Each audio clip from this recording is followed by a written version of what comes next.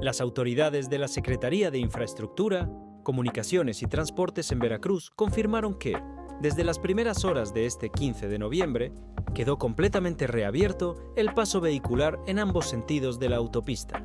Poza Rica, Veracruz. Esto tras concluir las reparaciones de un socavón que se formó a Cahuinto Satitrinto, inicios de esta semana en el tramo Nautla-Cardel.